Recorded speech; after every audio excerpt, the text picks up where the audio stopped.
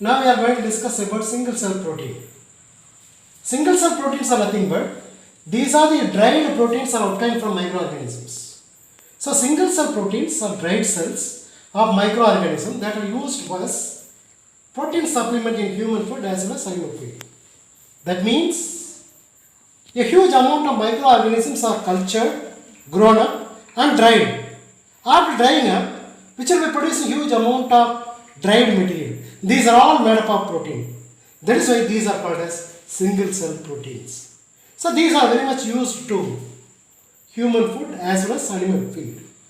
So single cell protein offer an unconventional means it is not regular way of food production, but also polyable solution. So this will give a right way to produce huge amount of protein, because at present all over the world protein deficiencies are there. So in order to fulfill the deficiency of this protein can be made to produce single cell protein.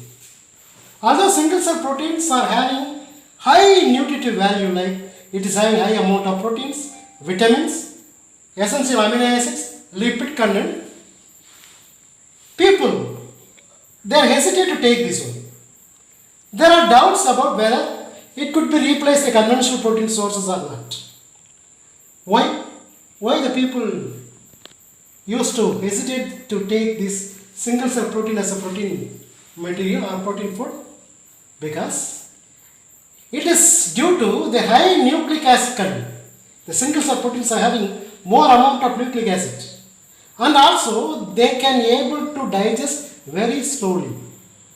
And moreover, the single cell protein is also can be prepared even from sewage or the waste materials which are excreted by animals. Even human feces also can be used to prepare single cell protein. So that is why people used to hesitate. Sometimes it may cause carcinogen. That means which can able to cause cancer, because it is absorbing carcinogenic agents which are available on the substrate. So that is why people hesitate to take. But even though it is having more amount of proteins, vitamins, minerals, lot of lipid content, even carbohydrate is also available. What are the organisms which can be used for preparing single cell protein? Bacteria, fungi, algae. Some bacteria like Methylophilus methylotrophus, Cellulomonas, alkaligenes, these are the various kinds of bacteria can be used for preparation of single cell protein. Similarly, various fungi like Agaricus compostis, Saccharomyces cerevisiae yeast cell, Candida utilis, these are also used for ACP production. Various algae like Spirulina, Chlorella, Chlamydomonas. Among these various types of algae, Spirulina is most important type of algae which will be used for preparing single cell protein. Single cell proteins are formed as an important source of food because of their protein content, carbohydrate, fats, vitamins and minerals.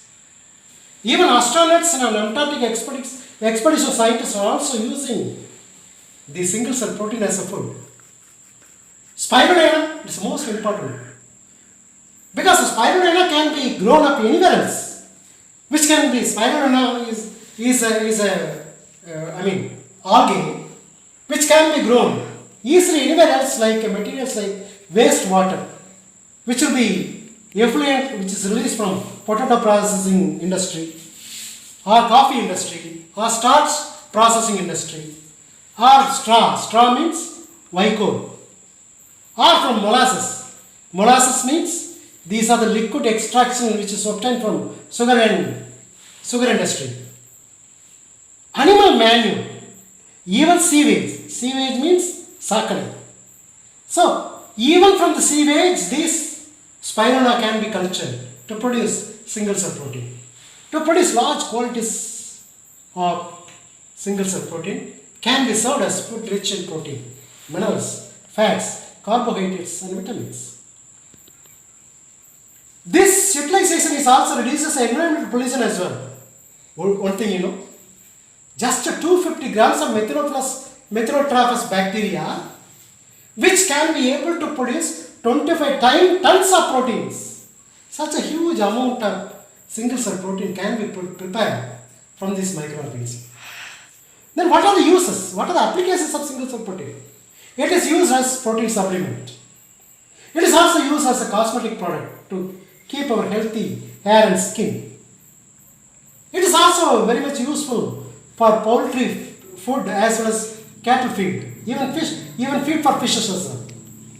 It is also very much used in food industries like aroma carriers, vitamin carriers, emulsifying agents to improve nutritive value of bagged food like various food products, or even in soups, ready to serve meals, in diet recipes. These are all consist of single cell protein.